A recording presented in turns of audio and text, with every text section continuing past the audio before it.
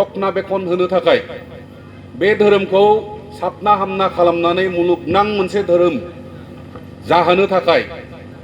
बुहुमनि गुबुन गुबुन जौगाखांनाय धोरोमफोरजों फेर फाथिनो हानाय बे पर्यायाव लाबोनो थाखाय बेखौ फेहेरनो फोगोमनो फोजौनो थाखाय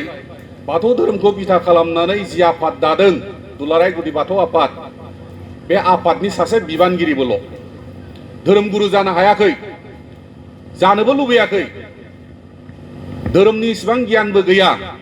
खिन्थु गोसोआव साननाय दं गावनि आंगो धोरोमखौ जों ओरैनो खोमानो हाया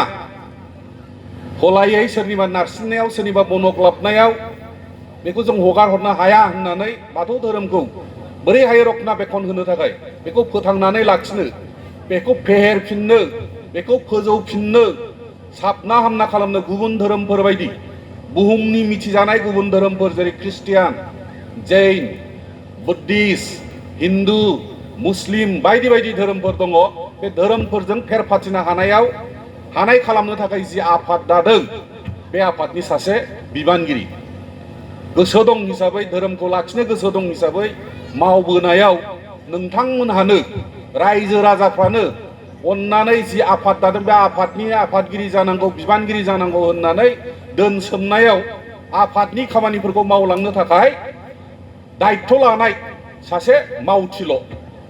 खिन्थु धोरोम गुरु नङा आं धोरोम गुरु जानो हायाखै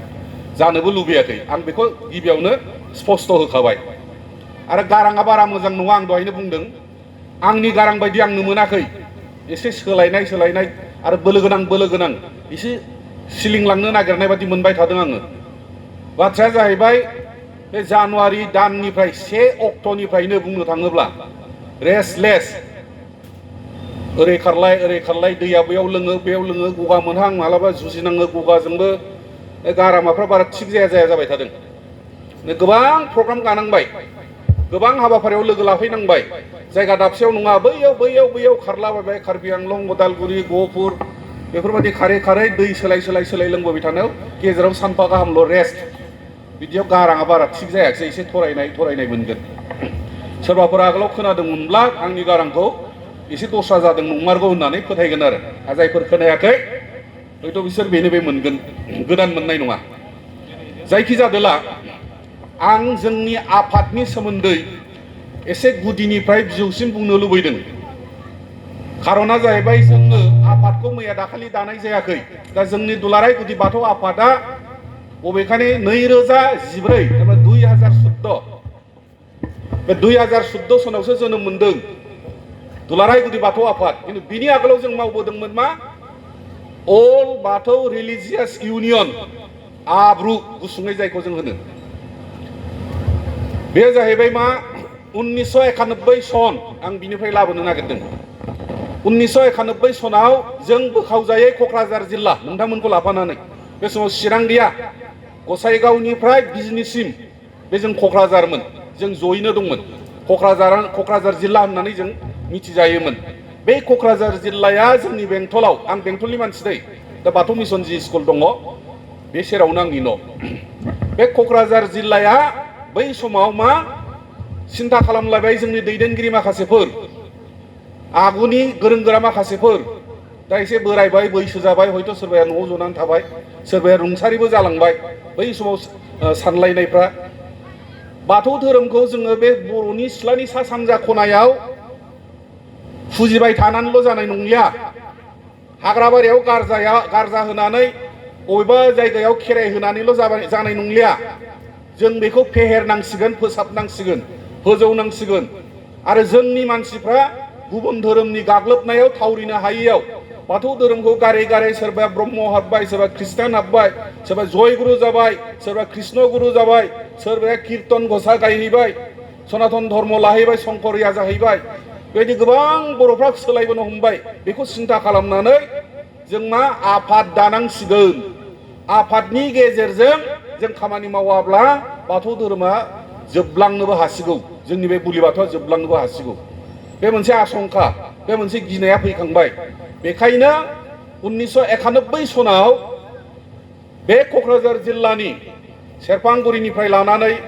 गसाइगावनिफ्राय लानानै ओरै बिजनि आरो नोंथांमोन बे क'क्राझार जोंनि दा चिरां जानाय बिनि माखासे दैदेनगिरिफ्रा सिन्था खालामलायनानै बेंटलाव जिरायबाय, जोंनि बेंटलाव दा बाथौ मिसनाव जिरायबाय, मिटिं जाबाय जे जों मोनसे आफाद दादिनि धोरोम आफाद दे उमुक थारिखआव जाथोंसै जानुवारिनि 26 ना 27 तारिखआव 1991 सननि बाथ्रा जानुवारिनि 26-27आव मोनसे कनभेनसन बादि लेंबाय, बेयाव गासै 7टा आनसलिक कमिटिल' एटेन्ड जादोंमोन, मोनस्नि 7 आनसलिक कमिटि, बेजोंनो मोनसे एडहक कमिटि दाबाय, गासै 7 जनिया मोनसे कमिटि दाबाय, 7 जनल' मानसिखौ मोनसे एडहक कनभेनर कमिटि। बे 7 जन कनभेनर कमिटिया एडहक कमिटिया मा जाहैबाय, क'क्राझारनि बबे बबे खनायाव बहा बहा बाथौ सिबियारि दं नागिरजोब्बाय। क'क्राझाराव टाउन कमिटि दाबाय मोनसे, खांख्लाबादियाव उनावसो जादों दै, जोंनि आमोलावसो। बेनिफ्राय नैबे कारिगावआ खिन्थु आगोलनिफ्राय दंमोन, दाजेननायनिफ्राय कारिगाव आनसलिकआ दंमोन। कारिगाव आनसलिक दाबाय, रामफलबिल आनसलिक दाबाय, मा होनो इलाइसि जार बनरगाव बै माबाखौ लानानै अन्थाइ गोलाव ना माबा होननानै बिदि मोनसे दाबाय, सालाखाथि दाबाय, गसाइगावखौ मोनसे टाउन कमिटि मोनसे आलादा बिदि दाबाय। ओजों बिजनियाव मा जाबाय, पानबारि दाबाय, बरलामगुरि दाबाय, बिजनि टाउन दाबाय, दक्षिण बिजनि दाबाय। जोंनि चिराङाव गासै 10टा आनसलिक 10टाया मोनसेया गोदान क्रिएट जादों उनावहाय। निसिमा थाबाय, जोंनि बेंटल थाबाय, रनसाइदाम, दांतल, ओमफ्राय मा होनो सिडली, गुरुबासा, रानिखाथा, खुंग्रिं, सान्थिपुर, जयै गासै क'क्राझाराव मा जाहैबाय 27 आनसलिक कमिटि, मोन 27 आनसलिक कमिटि जाबाय। बेयाव मा जोङो सिकनाझार आनसलिकआव दा चन्द्रपुर होननाय जायगायाव जोङो कनभेनसन लिंनानै फुल फ्लेजेड आनसलिक कमिटि दाबाय। जों खिन्थु लाइमोन बे समाव, सेंग्रा फिसा फिसा सेंग्राथार जों, होमब्लाबो थाफाबाय थादों, नागारबोथाराखै धोरोमखौ मोजां मोननानै, फोसाबथारनांगौ, फेहेरथारनांगौ, लाखिथारनांगौ बाथौ धोरोमखौ होननानै नारा नाथा बै लेखा गोरोंफोरजों जोंबो खारफाबायनानै खामानि मावदों। बे चन्द्रपुराव फुल फ्लेजेड दाबाय, गासै मोन 27टा आनसलिक कमिटिखौ लानानै 1992 सनाव 1991 सना आनसलिक दायै दायै थांबाय। 1992 सनाव जानुवारियाव खेराइ खुंलायनानै बेयाव दाबाय जोंहा बिदान दामोन दंमोन, ज'यैनो रुंसारि जाबाय बिथाङा। थानेस्वर दंमोन सेरफांगुरिनि, बिथाङाबो रुंसारि जाबाय। ओजों उरुप गोरामोन दंमोन, बिथांमोनहा हयथ' रुंसारि जाजोब्बाय, दा हाज'वारि मंगलसिं हाज'वारि दङ। बे समाव मा जोंनि आफादनि मुङा बाथौ सिबियारि आफाद, जों क'क्राझाराव दादोंमोन बेखौ, आरो आफादनि मुंखौ बाथौ सिबियारि आफाद होननानै दोननाय जादोंमोन। बे समावनो मा 1992 सनावनो जोंहा बड'लेण्डखौ सोमावसारबाय थानायाव बड'लेण्डखौ होनांगौ होनाङा 3 मेन एक्सपार्ट कमिटि फैबाय। डक्टर भुमिन्दर सिंहनि दैदेननायाव बालागावआव जाबाय, एक्जिबिसन बादि जाबाय। जों खेराइ फैबाय बहाय, बाथौ सिबियारि आफादनिफ्राय जों क'क्राझार जिल्लाया बहाय खेराइनानै एक्जिबिसन देखायदों बाथौ। नोंथांमोना थांदोंमोनब्ला हयथ' नुदों खोमा, नायदोंब्ला जों खेराइ फैदों। बे खेराइयाव जाय जाय बबे बबे जिल्लानिफ्राय बाथौ सिबियारि फैदों बिथांमोनहा जोंनि एड्रेस लाखिदों, गोरों गोरामोन बिथांमोनखौ, एखे बाहेरानि जेनेबा आउट अफ आसामनि मानसिफोर सोरबा फैदों, नेपालनि फैदों, वेस्ट बेंगलनि फैदों, मेघालयनि फैदों, तिकिरकिला बे साइडनिफ्राय, अरुणाचलनि फैदों, नागालेण्डनि फैदों, माबानिफ्राय डिमापुरनिफ्राय, बेबायदि ओमफ्राय सारा आसामनि जथ' खेराइ नायनो फैनाय नोंथांनि धोरोमा मा, लाजिया फांजिया सोङै सोङै आंबो बाथौलै, होमबालाय नोंथांनि फुल एड्रेसखौ होलां। बिदिनो लाखियै लाखियै जों खाथा मोनसे बानायनानै मा जाहैबाय, जोंनि क'क्राझार जिल्लायानो, बे गोदोनि क'क्राझार जिल्ला, दानि नङा, गोदोनि क'क्राझार जिल्लायानो मा 1992 सननि मे दाननि 26 तारिखआव गुवाहाटि नोगोरमानि ट्राइबेल रेस्ट हाउसआव मा जोङो थाखा फैसा जानाय लोंनाय क'क्राझारानो बाहायनानै मिरु आफाद दाबाय। मिरु आफादखौ दाहैबाय, जों सेन्ट्रेल कमिटि दाहैबाय। सेन्ट्रेल कमिटिखौ दानानै मा जाहैबाय, बहाय जोंनि नमेनक्लेचारा एसे सोलायबाय, बाथौ सिबियारि आफादखौ रिजेक्ट खालामबाय। सोरबा सोरबाया प्रप'ज खालामदोंमोन जे बाथौ महासभा जानांगौ, बेखौबो रिजेक्ट खालामबाय। मोननै मोनथाम नमेनक्लेचारखौ रिजेक्ट खालामनानै मा लाबाय, अल बाथौ रिलिजियास इउनियन, दुलाराय बाथौ धोरोमारि गौथुम, जों जायखौ गुसुङै बै समाव आब्रु होननानै बुङोमोन। जों लाइमोन आफादाव थाबाय। लाइमोन आफाद दाबाय जिल्लानि बिबानगिरि हिसाबै थाबाय लाइमोन क'क्राझार जिल्लानि आं आफादगिरि जाबोदों नेहाथारि जाबोदों गोबाव सम खननै खनथाम बोखावजायो क'क्राझार जिल्ला बै समावनो बेनिफ्राय जोंनि सिन्ताधाराया जाहैबाय बै समाव बाथौ सिबियारि आफादनि जि सिन्ताधारा क'क्राझारनि जि सिन्ताधारा बै समनि क'क्राझार जोंबो क'क्राझार बे समनि सिन्ताधाराया जाहैबाय जों बे धोरोम आफादखौ बोरै लांगोन बाथौ सिबियारिफोरखौ जों बोरै बुथुमबोनो हागोन एक गट खालामनो हागोन बाथौआथ' बिभिन्न ब्रान्सआव गावस्राबाय सोरबा मुनि बाथौबो ओंखारबाय बे समाव माबा मुथौबो ओंखारबाय बे समाव अजित रानिखाथानि अजित जायखौ बिसोर बाथौ होनालाय मुथौ बाथौनिफ्राय सिगांसिनलायनो मुथौआ महा मुस्किल बेयावबो जों सौग्रनांबाय बेनिफ्राय मा जोंहा नवीन ब्रह्मारि बिथांजोंबो जों रायलायबाय जों एक गट जानोसै ज' जानोसै बाथौआरि हिसाबै जायखि जेरैखि फुजिया सिबिनाय खान्थिजों जों थांनो हालिया सोरबा बुलि होग्राया बुलि होदो सोरबा बिबार होग्राया बिबार होदो सोरबा दालाय होग्राया दालाय होदो सोरबा बिलाइ होग्राया बिलाइ होदो सोरबा गुदि होग्राया गुदि होदो खिन्थु जों बाथौआरि हिसाबै ज' जादिनि बेबायदि रोखोमै जों लाबोबाय क'क्राझारखौ एक गट खालामबाय गासैखौबो लाबोनाय जाबाय आब्रु दाबाय दानिया जोंहा हाज'वारि बिथांमोननि पलिसिया आलादा जालायबाय मा जाहैबाय कीर्तन गायग्राफोर दहाय जे आं होनदोंमोन बर'फ्रा कीर्तन गायोमोन नाम घोषा कीर्तन बिराद गिदिर गिदिर नामघर लुयै लुयै कीर्तन गायदों सानजाहा दाबो दं खिन्थु बे दा बाथौ मन्दिर जाजोब्बाय बिसोर मा जाहैबाय खेराइखौ सुखुला खेराइखौ नाङा गारजा थानो मोनला हामबाय थानो मोनला साय सालामि थानो मोनला खालि सल' खननानै बाथौ खुलुमनानै फोजोबसै बे कीर्तना जेरै कीर्तनावलाय सल' खननानै जोबा होमबा नाम कीर्तन घोषाया बिदिजों लांनो नागिरबाय हाज'वारि मोना बेखौनो मानिबाय मानिनानै मा जाहैबाय दानिया जोंखौ मा खालामबाय आइसलेट क'क्राझार डिस्ट्रिक्टखौ बै समनि क'क्राझार डिस्ट्रिक्टखौ जोंबो नागाराखै खिन्थु जों फाइट खालामबाय थादों जों दादों आरो जोंखौ बोरैहाय जों गार्जियान डिस्ट्रिक्ट कमिटि होननानै जों फाइट खालामबाय थादों जुजिबोबाय थादों बिनिफ्राय मा जाहैबाय बिसना बुलि गैलिया बुलिखौ गारनांसिगौ खेराइबो गैला गारजाबो गैला हामबायबो गैला बे साय सालामि गैला मा बाथौखौ बिबारजों साजायलाबायनानै बिबार बावनानै सल' दोंथाम दोंब्रै खनबाय बा जोब्बाय सेस बाथौ जेबो गैलिया आइ अलंकार धोरोमनि जि एथ' मोजां मोजां सान्थौफोर दङ जेराव श्लकफोर हाबनानै दङ बेफोर जिनिसखौ गारजोबनांगौ जाहैबाय जोंथ' मानिनो हायाखिसै जुजिबाय थाबाय लासै लासै फैयै फैयै जोङो मा 2014 सनसिम 13 सनसिमा जों जयैनो दंमोन गावस्राथाराखैमोन खिन्थु 14 सनाव नोंथांमोननि क'क्राझारनि दानि सामगाव बै समाव जों चिरां क'क्राझारबो गावबाय 2005 सनाव जोङो क'क्राझार आलदा चिरां आलदा मोननै बदि दाबाय बिनिफ्राय मा 2014 आव सामगावआवनो मोनसे एडक बेसिसआव बे दुलाराय गुदि बाथौ आफाद दानि नैबे आफादखौ दाबाय मा होनो थानेश्वर बसुमतारी बिथांनि आफादगिरि दैदेननायाव बिथाङा खिन्थु दा रुंसारि जाबाय गायसनगिरि हिसाबै जोंहा आदा संराजा नार्जारी बिथाङा आफादगिरि जाबाय थार मोननै सलायलांबाय बिसोरा बेबो आफादगिरि हिसाबै 6 बोसोर सलायलांबाय दैदेनलांबाय बे गुदि बाथौ आफादखौ जों दा गुबुन जानांगौ जाबाय इन्डिपेन्डेन्ट मोनसे संगठन जाबाय जों आलादा हिसाबै सोरबाया बुंनो नागिरबावो दाबो लाजियोबो आं खोथाखौ खोनानानै नुनानै लाजिदोंबो बुंहरदों सानै साथामसो मानसिया फन खालामहरदों सोरबाया वाट्सएपआव मेसेज खालामनानै बुंहरदों सार नै ओरैबायदि बुंदों बेखौ जोंहा काउन्टार होनांगौ ना होनाङा होनांगौ जोंथ' होबाय ससियेल मिडियायाव होआखैबाबो जोङो मोनफ्रोमबो मिथिङाव होबोदों फार्स्ट प्रथमाव मोनबाय आङो कार्बि आंलंआव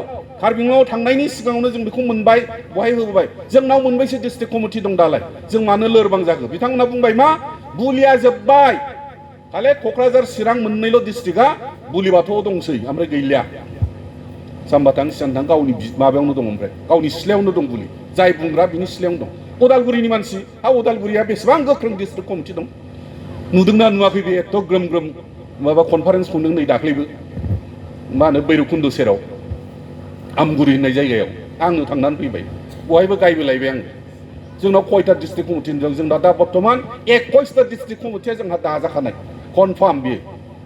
आरो दाजाबावगोन एरबावगोन वेस्ट बेंगल मोनथाम डिस्ट्रिक्ट कमिटि दङ Siliguri district committee Alipurduar district committee Darjeeling district committee नेपालाव मोनसे दङ डिस्ट्रिक्ट कमिटि फैदों बेसराफोर दाबो फैगोन नै दाथ' नेपालनिया फैदों जोंहा मथिलाला थांबाय रिसिभ खालामनो थाखाय ट्रेनजों फैबाय थागोन बिसोर फैनानै रिसिभ खालामनानै दोनथ'नानै माबायाव लांगोन गहपुराव लांगोन दा जोंनि गहपुरनिया जाहैबाय मा 29, 30, 31 सानथामनि हाबाफारिजों जोङो नै गाबोन सानसेल' रेस्ट बिनि उनाव थांनांसिगौलायो बेयाव थांगोन जों नागालेण्डआव दङ डिमापुराव डिस्ट्रिक्ट कमिटि दाबाय गवालपारायाव दाबाय बिनिफ्राय मा नै दाख्लै आरो बरपेटा दाबावबाय आउट अफ बिटिसि मेघालयआव दङ मेघालयथ' मा होनो जयबांला थिख्रिखेलायाव जों दानो हायाखै मा होनो नया बस्ति होननायाव मेघालयबो खावसे ओमफ्राय मा बांलादेश खावसे डिस्ट्रिक्ट कमिटि दङ फैदों दाख्लै बनरगाव जानायाव बिथांमोनहाबो फैदों 7 जन फैदों बेसराफोर बर' रायलायनो रोंला हारसानि रायलायो बर'खौ बुजिला होमब्लाबो फैदों बेसराफोर गामसा गानै गानै फैदों हा मानो बे क'क्राझार चिरांल' बुलि बाथौ जालाबायखो गोदाव सोरावलाय मिथिदोंना मिथियाखै बे हिसाब लाथों होननानै मोनफ्रोमबो मिथिङाव बुंबोदों गासै जोंहा दा 21 डिस्ट्रिक्ट कमिटि दङ दुलाराय गुदि बाथौ आफादाव जों लोरबां जानांगौनि खोथा गैया गोनो गोथो जानांगौनि खोथा गैया बांसिन नोंसो आरोबाव बांबावगोन जों धुबुरि दानो हायाखै थिख्रिखेला दानो हायाखै शिबसागराव दङ थांनानै फैबाय आङो बेंनाबारि होननाय जायगायाव बुलि होग्रा जोब गासिबो बिसोरबो बर' रोंला आहमफोरजों लगाय मोनदेर जाजोब्बाय खिन्थु धोरोमखौ गाराखै बाथौआनो दं हांसो हाथारो बहाबा बोरमा दानो 6-7 घर गिदिंनानै फैदों बेंनाबारि शिबसागरनिफ्राय आरोबाव 35 किल'मिटार गोथौ मानो जोबदों सोर होनदों बुलि बाथौ गैया होननानै जोंथ' मोनदों माथो डिस्ट्रिक्टफ्रा जोंनो रिपर्ट हरगासिनो दं मोनफ्रोमबो डिस्ट्रिक्टआव दिनै जोंनाव ओरै हाबफैबायलाय सार बिबार बाथौनिफ्राय बुलियाव फैफिनबाय माथो बिदिसो मोनगासिनो दं बोसोराव मोनसे डिस्ट्रिक्टआव गैयाब्लाबो 10-12 घर मोनो फैगासिनोसो दं ब्रह्मनिफ्राय फैगासिनो दङ बुलि बाथौआव फैगासिनो दङ बबेहाय जोबनो आरो जोंथ' खोनायाखै माथो जोंना बुलि बाथौनिफ्राय माबायाव थांबाय होननायखौ जों खोनायाखै खिन्थु ओरैबायदिखौ खोनादों सारमोनहा गाज्रि दामोन जाय लेखा गोरों जानानै सहरबासि जाबाय नोगोरबासि टाउनमुखि आरोखि सहराव थाहैबाय बुलि हाथारनो लाजिनानै मुगैनानै मा जाबाय बिसोर बिबाराव थांबाय बिदिया जादों साफा सानै जों बिदिसो मोनदों गामि गफायावथ' जोंना फैगासिनोसो दं माथोलाय बिथोरफ्राव जोंना फैगासिनो दङ बिदिथ' मोनाखै जोङो आरो जोंहा सोरजोंबा आखाइ हमनांगौनि सोरजोंबा मिक्सआप जानांगौनि सोरजोंबा मार्चआप जानांगौनि जेबो खोथा गैया जों इन्डिपेन्डेन्ट संगठन हिसाबै जों दिनै गसंनो हाबाय जोंहा आलादा संबिजित दंसै जोंनि संबिजित बादि जों संबिजितजों खारो दा बेनिफ्राय मा आलादा फिरफिला दंसै नोंथांमोना जायखौ बिर होदों मोनथाम गाबनि जि फिरफिला बे जोंनि दुलाराय गुदि बाथौ आफादनि फिरफिला जों दा बेखौ बिर होसै आरो बेखौ नुब्लानो बुजिबाय जे बेयो गुदि बाथौ आफाद होननानै आरो जोंजों रायलायबाय जों चिफ मिनिस्टारजों रायलायबाय एसेम्बलि हाउसनि कनफारेन्स हलाव खनसे रायलायबाय इन्डिजिनियास ट्राइबेल फेथ एन्ड कालचार बिनि सायाव रायलायनाय जादों हेमन्त बिश्व शर्मा दानि आसामनि मानगोनां चिफ मिनिस्टार बिथाङा गावनि खुगाजों होनदों आंनि रावजों नङा दे आं खोन्थानोसो नागिरदों नोंथांमोननो गावनि खुगाजों होनदों जे माखासे इन्डिजिनियास ग्रुपनि मानसिफोरखौ जों गासै 31टा संगठन सहैदोंमोन 31टा संगठन 31 अर्गानाइजेसन जों सहैदों बिनि गेजेराव जोंबो दुलाराय गुदि बाथौ आफादाबो बे महासभायाबो थांदों मा जाबाय हेमन्त बिश्व शर्मा होनबाय जेने बर'সকলৰ বাথৌ ধৰ্ম খেৰাই পূজা দিয়া হয় গাৰ্জা পূজা দিয়া হয় তেখেতসকলে ইণ্ডিজিনিয়াছ কিন্তু আপোনালোকৰ বাথৌ ধৰ্মৰ মাজত দুটা বিভাজন হ'ল এটা গ্ৰুপে এটা পইডে বাথৌ ধৰ্মৰ মন্দিৰ স্থাপন কৰি পেলাই এই মন্দিৰত আৰাধনা কৰি প্ৰাৰ্থনা কৰি ইয়াতে শেষ কৰিব বিচাৰিছে সেইবিলাক আমাক নালাগে ব্যাংনি ৰাও নোৱা দে চিফ মিনিষ্টাৰনি ৰাও যিসকলে যি পইডে খেৰাই পূজা দিয়ে গাৰ্জা পূজা দিয়ে তেখেতসকলক আমাক লাগে তেখেতসকলে ইণ্ডিজিনিয়াছ जेला आंनो आर'नाइ गानहोहैबाय बिथांनो चिफ मिनिस्टारनो आर'नाइ गानहोनायाव बुंबाय सार वी आर फ्रम द दुलाराय गुदि बाथौ आफाद वी आर द इन्डिजिनियास आमी खेराइ दिए सार बिश्वजित दैमारि खाथियाव दंमोन सार तेखेतসকলে হয় खेराइ देवा गावनो आसि थुनानै जोंखौ खोन्थाना होनांबाय खाथियाव थानानै आपनालोকক आमाक লাগিব आपनालोके थाखिबा লাগিব ঠিক बास जोंथ' दंना बे आंनि राव नङा दै चिफ मिनिस्टारनि राव हेमन्त बिश्व शर्मानि राव आं हारसिं नङा जोंहा आदा संराजा दंफायोमोन लोगोआव नेहाथारि दंफायोमोन लोगोआव जोंनि लाइमोननि नेहाथारि जा किरण बसुमतारी दंफायोमोन लोगोआव आर'नाइखौ गानहैबाय जों सेक्रेटारिजों आंजों सानैजों मेमरेन्डामखौबो होबाय जोंनि संबिजितखौ होबाय जोंनि माखासे जों मा मावनो लादों मा मावनो लायाखै बेफोरखौ होबाय सांगठनिक माने जोंहा अबेहाय मा खालामनो नागिरदों खालामनो नागिरा बेफोरखौ होबाय संकस खेराइनि सोमोन्दै होबाय खेराइ बिजिरसंसालिनि सोमोन्दै होबाय माइब्रा हाजोखौ प्रिजार्भ खालामनो थाखाय जों होबाय चिफ मिनिस्टारनि आखायाव लासै लासै जागोन ITFC गोदान मोनसे बिभाग बे बिभागनि मन्थ्रिया गावनो मा होनो चिफ मिनिस्टारानो गावनो लादों ITFC इन्डिजिनियास ट्राइबेल फेथ एन्ड कालचार बिदि मोनसे गोदान बिभाग खुलिदों बिथाङा गावनो लेंहरनानै जोंखौ माबा खालामदों जोंजों शेयार खालामलायदों खोथा बाथ्रा जे माबायदि मोनदों सोर मा बुंनो गोसो जायो बुंहोदों सफा सफा बेफोरबायदि आरोखि होमबा जोंहा बे इन्डिजिनियास जों जिखौ गुबुनफोरजोंबो जों मिथिजाखागौ जे बर'नि आसोल धोरोमा बै बिबारा नङा नै बिसो खेराइ होग्राफ्रासो बुलि होग्राफ्रासो बिसो आसोल होननानै मिथिजागौ बेखौ जोंहा बिनिफ्राय दोरोदनांगौनि माथो खोथा दं बहाय खुनु गोनो गोथो जानांगौनि बाथ्रायानो फैया बिनिफ्राय जोंहा माखासे हाबाफारिजों जेनेबा आफाद दानानै जों मा मा मावबोनो हाखो दिनैसिम मा मा खालामबोनो हाखो जों जयैब्लाबो दिनैसिमब्लाबो जों उन्दैयाव सेंग्रा समाव जेलानाखि धोरोमाव ओंखारदोंमोन जों नुदोंमोन बाथौफ्राव हाग्रा दुनाय दिनै रावनिबो बाथौआव हाग्रा दुलिया नङा होमबा आरो बरंस मा टाइल्स होजोबलायबाय दानिया प्लास्टारल' नंलाया जोंगा मागा टाइल्स होनानै बेसेबांबा सुन्दर सुन्दर बाथौसालिखौ बानायबाय बिसिसिम फैबाय जों आफाद दानायनि उननिफ्राय खेराइसालि गैयामोन दिनै खेराइसालि जाबाय न' बां लुथारनानै खेराइसालिखौ एखेबारे RCCनि बानायथारबाय गारजासालिया माबायदिमोन गोदो जों सेंग्रा समाव जेला नुयो बे बाथौ आफादखौ दाजेनबा जायगा जायगा गिदिङोब्ला गारजासालिया मा जेला गारजा होनांगौ हाग्राबारिखौ सनहैबाय जिगाब एसे हानानै लाबोबाय फिसा फिसा फिसा न' लुबाय बिजों होलांबाय गारजा होखांनायनि उनाव बेयाव मा जायो मिथिला नायहैफिनलाबो खिन्थु दिनैनि थारिखआव नोंथांमोनहा नायदो गिदिंनानै गामि गामि गोबां गामिफ्रा मा बाउन्डारि वाल होबाय बाउन्डारि वाल होनानै बे गारजासालिया टाइल्स होजोबबाय आं बेसे मोजां मोजां न' जों मेला फिथा हास'लाबायहैबाय मेला मोनबाय फ्राय गामिफ्रा बिदि जाजोब्बाय आरो सोरहाबा हयथ' हास्लाबाखै हाथ'वाखै हालांगोन लासै लासै जालांबाय थागोन साबस्रांनायाव फैबाय जों मेल मिथिं बिदि सिनायनो रोङामोन मिथिलायामोन गावजों गाव बाथौ होननानै बुंनानै लानोबो लाजियोमोन बै समाव आं बाथौ धोरोमनि मानसिलै होननानै बुंनानै लानो साहसआनो गैयामोन खिन्थु दिनैनि थारिखआव दुगा दुगा माखासे मानसिफ्रा मा वाट्सएपफ्राव लिरलाबायनानै फेसबुकाव होलाबायनानै आं बाथौ सिबियारि होनलाबायनानै लानाय मेरला होंगो दोंगोसै मन्थ्रि MLAफ्राबो आं जोंनि साधारन मानसिखौ बुङाखै गोबाङानो फन हरो सोर आं नाम मख'ब्ला एसे भुल जागोन MCLA MLA खिन्थु ख्रिस्टियान ससाइटिनि मानसि आंखौ बुंहरबाय मा हाब सार नोंथां उमुक दा औ बाथौनि उमुकनि आफादगिरि औ है सार बे माबाखौ संकसखौ नागारथारनाङालै बेखौ एखे थिग खालामथारदो हा जोंखि नागारनो होननानै लादोंबा संकसखौ सारा जीवन थासिगोन बे बाथौ बर' जाथि जोब्बानो हयथ' आलदा जानो हागौ बर' जाथियाथ' जोबला बे संकस खेराइसालियाबो थालांबाय थागोन गारथारो ना होनबाय नायबाय आं सोरमोनलाय नोंथाङा आं उमुक नाथाय आसोल दस्रासो दाजाबसोबाव ओमफ्राय हा बे मानसियानो आंखौ आराम बुंहरबाय नागारथारनो नांलालै ना मा दं बेबा मा नुखो बेसोरा गावसो मिथिसिगोन बेखौ नामखौ मिथिगौ आं दा बुंनो हाला आं बुंनो बाबाय ओंखायनो दोनखोमाबाय आं आन्दोआव दा बेफोरबायदि आरोखि दा बिदिनो दा माने दानि बर'फ्रा गावखौ बाथौआरि होननानै लानो रावबो लाजिला आगोल आगोल गावनो सिनायथि होसै आं बाथौआरि आं बाथौ सिबियारि होननानै